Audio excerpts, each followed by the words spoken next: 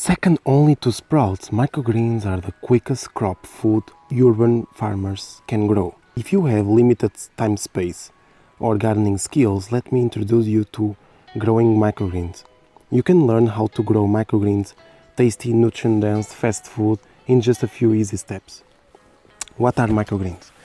With sprouts, you eat the fully germinated seed. I think of sprouts as the babies of the world. A seed that bursts open with the first root and shoot, where sprouts are seeds that germinate by being soaked and rinsed in water. Microgreens are grown in soil and they are like the toddler of the greens. They grow in 14 days and it's amazing. I'm gonna tell you exactly what happens.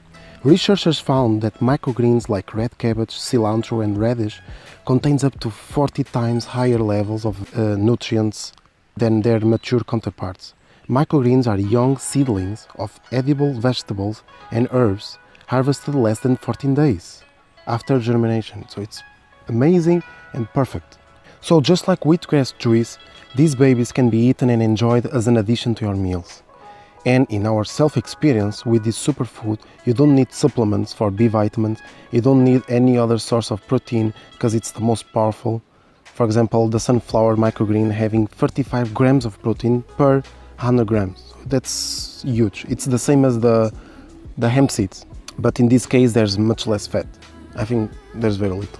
That's huge. Minerals are super dense and you also will get a ton of antioxidants. So how do you grow this thing? Simply soaking whole fresh seeds from 6 to 24 hours depending which seeds you're dealing with. Some are jelly, so they don't need any soaking. Just wash them daily, 3 times a day if needed, and until tiny white tails starts to appear.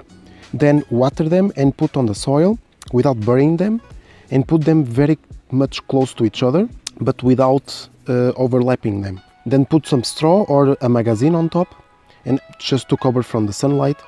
And all you have to do is to water them, so they have to be always humid. Take out the magazine or straw only when they are growing the first set of leaves. The second set of leaves will come, and that's the last time you should be eating from this last harvest. That's it. Okay, we send you lots of gardening spirit and wisdom while being natural. Stay tuned for the next video. We love you very much.